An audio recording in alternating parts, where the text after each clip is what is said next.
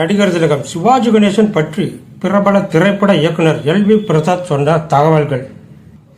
சுமார் பல வருடங்களுக்கு முன்பு நான் பூங்கோதை படம் டைரக்ட் செய்து கொண்டிருக்கும் நேரத்தில் திரு சிவாஜி கணேசனை அஞ்சலி பிக்சர் சார்பில் நடுத்தரமான உடற்கட்டும், பிரகாசம் பொருந்திய கண்களும், எடுப்பான மூக்கும் ஒட்டிய கன்னங்களும் உடைய ஒரு வாலிபனை கண்டேன். அவர் என்னை புன்னகை மலர வணக்கத்துடன் வரவேற்றார். அந்த நேரத்தில் நான் அவருடைய கண்களில் ஒளியை கண்டேன். அவருடைய பண்பு என்னை கவர்ந்தது. ஏனெனில் அவர் தன்னம்பிக்கை உடையவராக காணப்பட்டார். நான் அவருக்கு வசனம் சொல்லிக் கொடுத்தேன். அதை திருப்திகரமாக பேசிக் காட்டினார்.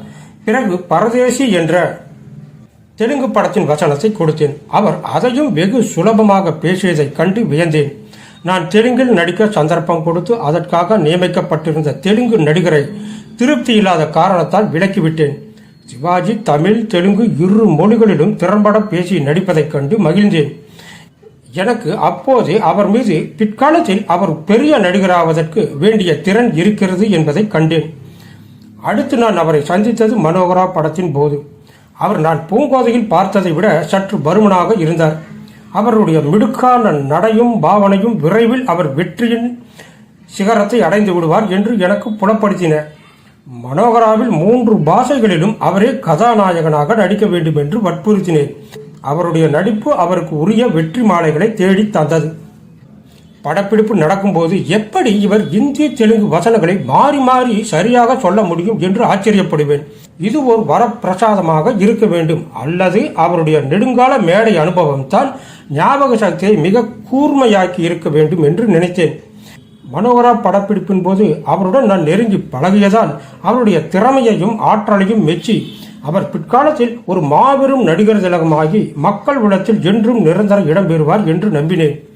அதற்கு அடுத்து அவரை மங்கையர் திலகம் படப்பிடிப்பில் சந்திக்கும் வாய்ப்பு எனக்கு ஏற்பட்டது.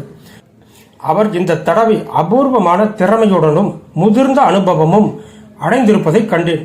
அது ஒரு கதாநாயகிக்கு முக்கிய ஸ்தானம் அளிக்கும் படமாக இருந்ததால் இவருக்கு நடிக்கத்தக்க சந்தர்ப்பம் அதிகம் இல்லை.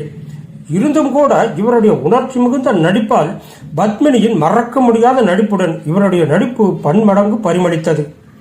மங்கையர் திலகத்தின் படப்பிடிப்பின் போது மனோகராவில் பேசிய இந்தி, தெலுங்கு வசனங்களை எத்தனையோ நாட்கள் கழித்தும் சிறிதும் பிழை இல்லாமல் அப்படியே ஒப்பித்ததை இன்றும் நினைத்து என் மனம் மகிழ்ச்சியில் பூரிக்கிறது.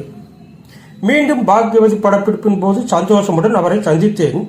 அந்த நேரத்தில் அவருடைய பிரம்மாண்டமான நடிப்பு அவர் ஒரு பெரிய தலை சிறந்த நடிகராவார் என்பதை நிரூபித்து விட்டது.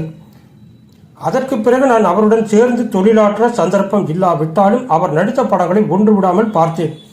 ஒவ்வொரு படத்திலும் அவர் முன்னேற்ற பாதையை அடைந்து கொண்டிருப்பதை கண்டு மகிழ்ந்தேன். அவருக்கு அமெரிக்க அரசாங்கம் அழைப்பு கொடுத்ததை கண்டு நான் வியக்கவில்லை. மார்ச் மாதத்தில் அவர் அமெரிக்கா செல்லும் போது நான் பம்பாயில் இருந்தேன். அவர் பம்பாய் வழியாக அமெரிக்கா செல்வதற்காக பம்பாய் விமான நிலையம் வந்தபோது அங்கு அவரை சந்தித்தேன். அப்போது அவரிடம் 10 வருடங்களுக்கு முன்பு நான் கண்டது போல அதே கண்ணொளியும், அதே புன்னகையும், அதே தன்னடக்கமும் காணப்பட்டன. அவருடைய வெற்றிகள் அவருடைய குணங்களை மட்டும் மாற்றாமல் இருக்கின்றன. தலைவணிக்கு அவர் என்னை அன்போடு அணைத்துக் கொண்ட போது என் கண்களில் இருந்து ஆனந்த கண்ணீர் பெருகி பொங்கி வழிந்தன. இவர் நலமுடனும் வெற்றிகரமாகவும் தன் பிரயாணத்தை செய்து முடித்து வீடு கொண்டு திரும்பி வர வேண்டும் என்று வாழ்த்தினேன். அவரை அவருடைய நண்பர்களும் ரசிகர்களும் மற்றவர்களும் அப்படியே தூக்கிச் சென்றது. அவர் மக்களிடம் எவ்வளவு அன்புக்கு பாத்திரமானவர் என்பதை குறிப்பிடத்தக்கதாய் இருந்தது. அவரிடம் இருக்கும் திறமைக்கும் பண்புக்கும் அவர் அடைந்த பெருமையும் கௌரவமும் சிறிதளவே. நான் முதலில் அஞ்சலி பிக்சர்ஸில் பார்த்த அந்த இளைஞர் இப்போது பல துறைகளிலும் வளர்ச்சி அடைந்திருப்பது கண்டு பெருமை கொள்கிறேன். அவர் இன்னும் மென்மேலும் வெற்றி பெற வேண்டும் என்று விரும்புகிறேன். இன்றைய சினிமா உலகில் மிக தேர்ச்சி பெற்று கம்பீரமான நடையிட்டு கலை உலகையே தனது வெற்றி திறத்தால் காக்கும் சக்தி பெற்றுள்ள நடிகராகிய சிவாஜி கணேசன் அவர்களை என்னுடைய அடுத்த படத்தில் சந்திக்க நான் மகிழ்ச்சியுடனும் ஆவலுடனும் எதிர்பார்க்கிறேன்.